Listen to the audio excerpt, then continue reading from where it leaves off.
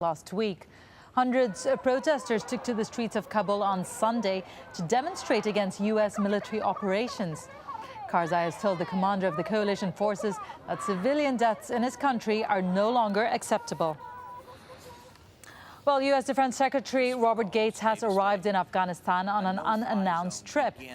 Gates' visit comes as the beginning of the U.S. withdrawal of troops from Afghanistan in July draws closer. Afghanistan's President Hamid Karzai is due to announce a timetable for the gradual handover of security responsibility from NATO-led forces to Afghans.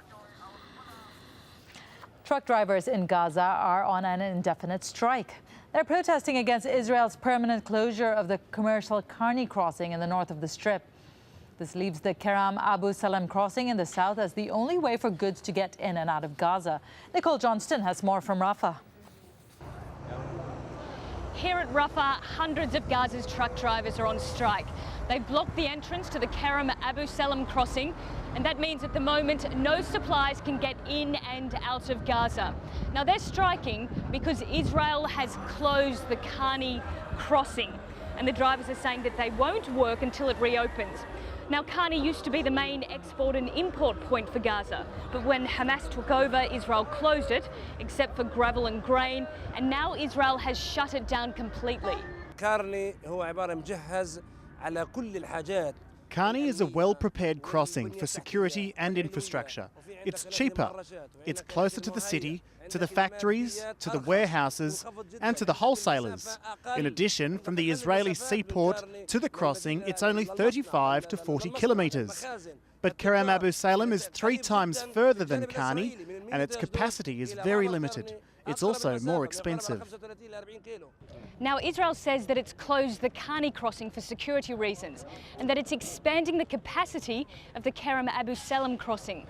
But for people in Gaza, that's not enough, and businessmen and drivers here, they don't believe Israel. They say that they had a perfectly good crossing in the first place that never should have been closed, and that this is in fact another attempt by Israel to tighten the siege. Nicole Johnston, Al-Jazeera, Rafah.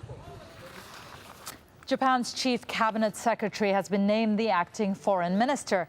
Now, this follows the resignation of Seiji Maehara from the post. Maehara stepped down after admitting that he received a political donation from a foreign national, which is illegal in Japan. Steve Chow has this report from Tokyo.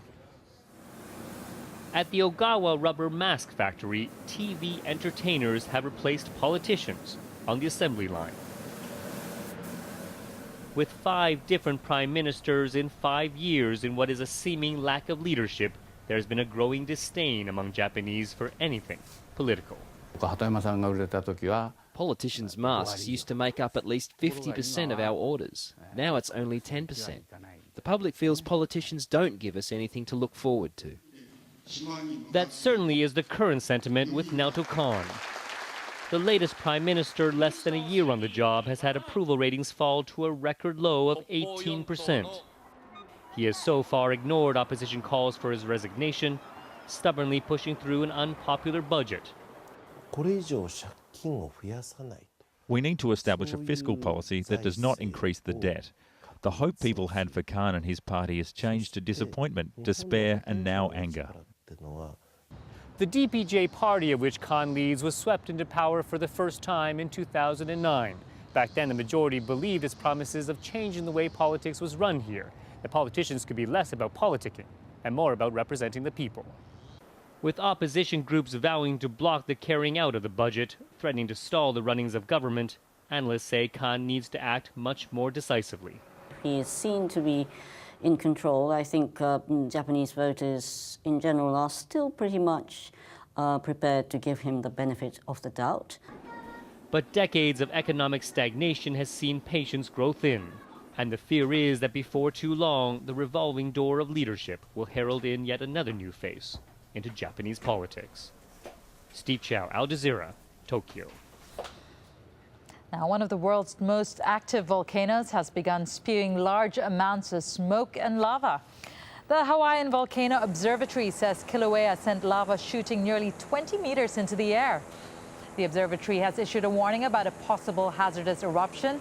No homes are currently at risk. Kilauea has been in constant eruption for 28 years.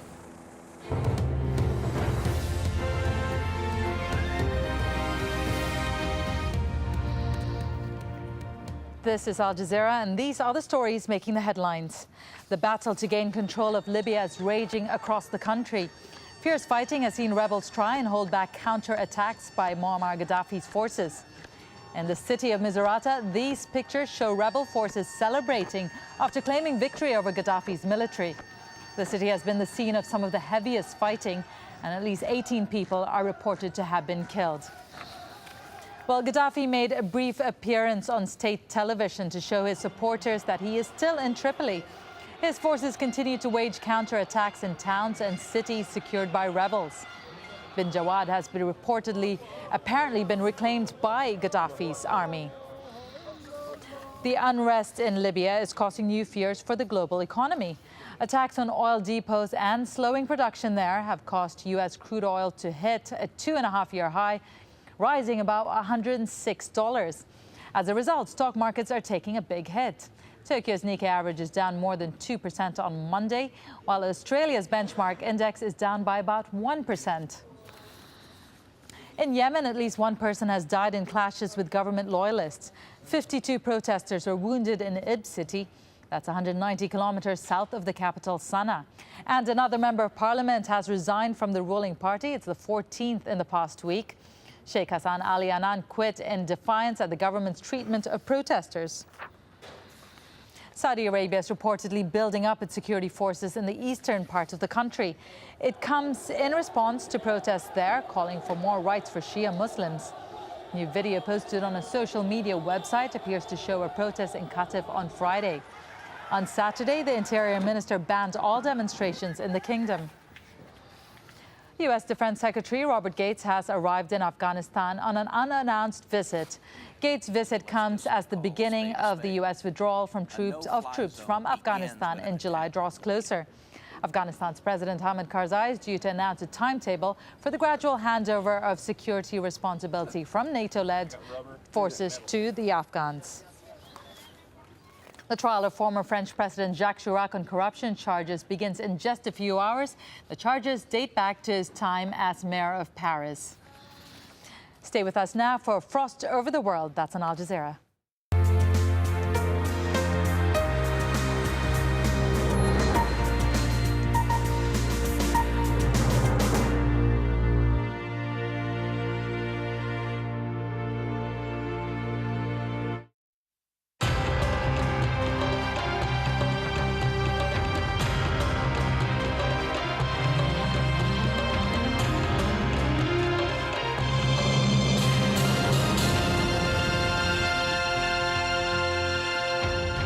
Hello and welcome to Frost Over the World, and a programme which is, naturally, dominated by the continuing unrest in North Africa and the Middle East. We'll be hearing from a leading pro-democracy activist in Yemen, a voice that's rarely heard, and from the head of the UN Refugee Commission, who is at the heart of this crisis,